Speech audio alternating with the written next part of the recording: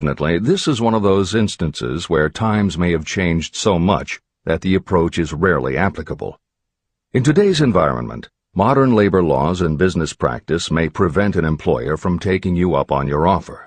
However, today many companies do have internship programs that allow an employer to test drive employees to see how well they might fit in. This is the end of the editor's comment. 8. Knowledge of your prospective employer's business. Before applying for a position, do sufficient research to familiarize yourself thoroughly with that business and indicate the knowledge you have acquired in this field. This will be impressive because it indicates that you have imagination and a real interest in the position you seek. Editor's comment. When you do this, and you certainly should, bear in mind that you will be talking with people who really know the business.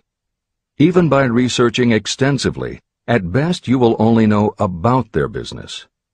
If you try to appear too knowledgeable or familiar, it may backfire and reveal that you have only a superficial view of the business.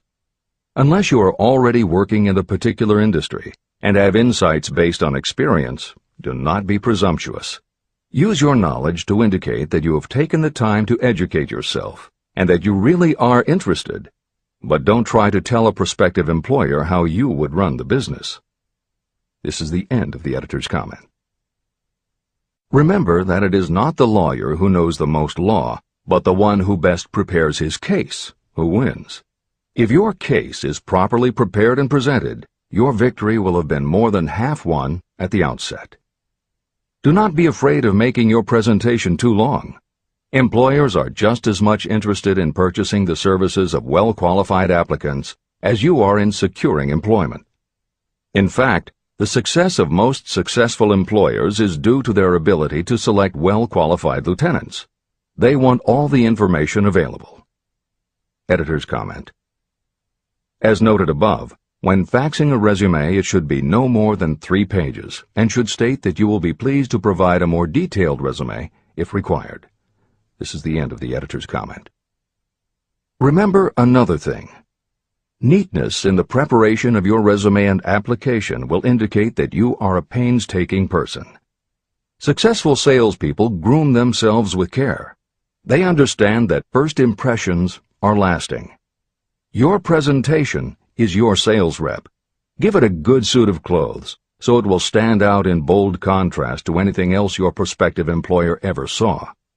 If the position you seek is worth having, it is worth going after with care.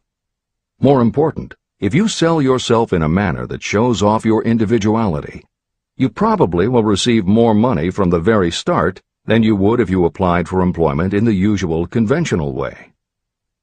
When your resume package has been completed, you should prepare individual and personalized copies for each company or person to whom it will be presented. This personal touch is sure to command attention. Have it neatly typed, proofread, printed, and properly bound on the finest paper you can obtain. Your photograph should be mounted and included on one of the pages. Prepare a separate binding with the proper company name inserted if it is to be shown to more than one company. If you seek employment through an employment agency, have the agent use copies of your presentation in marketing your services. This will help to gain preference for you, both with the agent and the prospective employers. I've helped to prepare presentations for clients that were so striking and out of the ordinary that they resulted in the employment of the applicant without a personal interview. If you want similar results, follow the instructions to the letter, improving upon them however your imagination suggests. Editor's comments. Today, every office supply store offers a wide variety of paper stock, folders, binders, and presentation materials that can be put together in a way that is both unique and professional looking. With all of those possibilities available, if you simply present standard sheets of paper stapled in the corner, the response will very likely be standard too.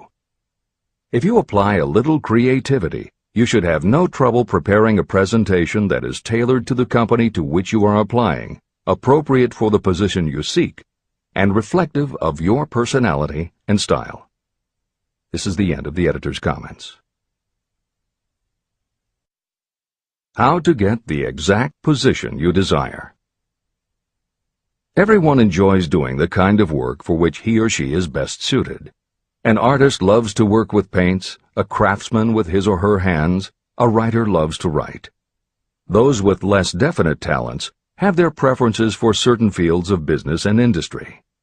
If America does anything well, it offers a full range of occupations. 1. Decide exactly what kind of a job you want. If the job doesn't already exist, perhaps you can create it. 2. Choose the company or individual for whom you wish to work. 3. Study your prospective employer as to policies, personnel, and chances for advancement. 4. By analysis of yourself, your talents, and your capabilities, figure what you can offer. Plan specific ways and means of giving advantages, services, developments, or ideas that you believe you can successfully deliver. 5. Forget about a job. Forget whether or not there is an opening. Forget the usual routine of, have you got a job for me? Concentrate on what you can give. 6. Once you have your plan in mind, put it on paper in neat form and in full detail. 7. Present it to the proper person with authority, and the rest will come automatically. Every company is looking for people who can give something of value, whether it is ideas, services, or connections. Every company has room for the person who has a definite plan of action that is to the advantage of that company. This procedure may take a few days or weeks of extra time, but the difference in income, in advancement, and in gaining recognition will save years of hard work at small pay. It has many advantages, the main one being that it will often save you from 1 to 5 years of your time in reaching a chosen goal. Every person who starts, or gets in halfway up the ladder, does so by deliberate and careful planning. The new way of marketing services. Men and women who market their services must recognize the change that has taken place in connection with the relationship between employer and employee. The future relationship should be more in the nature of a partnership, consisting of the employer, the employee, and the public they serve. In the past, employers and employees have bartered among themselves, not considering that in reality they were bargaining at the expense of the third party, the public they served. Both the employer and the employee should consider themselves as fellow employees whose business it will be to serve the public efficiently. Editor's comment. In the preceding paragraph, Napoleon Hill once again demonstrates his foresight into the future direction of American business. As you will recognize in the following section, the point he makes by citing the coal and gas companies would at a later time be equally applicable to the telephone monopolies, and later still to computer software and internet companies, and to cable television suppliers when competitors started to offer satellite TV. This snapshot of how and why business has changed should provide you with a blueprint for the attitude you must adopt and the way you must conduct yourself if you are going to attain the success you're seeking. This is the end of the editor's comment. During the Depression, I spent several months in the anthracite coal region of Pennsylvania, studying conditions that all but destroyed the coal industry. The coal operators and the unions drove hard bargains in negotiating their labor contracts. The cost of the bargaining was passed on to the customer by adding to the price of the coal. However, in the end, they discovered their actions had worked against them. What their delays and high prices had actually accomplished was to open the market to their competitors. Inadvertently, they had built up a wonderful business for the manufacturers of oil-burning stoves and furnaces, as well as for the producers of oil. A similar experience happened to the gas companies. We can all remember the time when the gas meter reader pounded on the door hard enough to break the panels. When the door was opened, he pushed his way in uninvited with a scowl on his face that plainly said, "What the hell did you keep me waiting for?" All that has undergone a change. The meter man now conducts himself as a gentleman who is delighted to be at your service, sir. Before the gas companies learned that their scowling metermen were offending customers, their competitors, the polite salesmen of oil burners came along and did a land office business. These illustrations are mentioned here to show that we are where we are and what we are because of our own conduct. If there is a principle of cause and effect that controls business, finance, and transportation, this same principle controls individuals and determines their economic status. Courtesy and service are the watchwords of merchandising today, and they apply to the person who is marketing personal services even more directly than to the employer. In the final analysis, you are employed by the customer. If you fail to serve well, both you and your employer will pay for it by the loss of the privilege of serving. What is your QQS rating?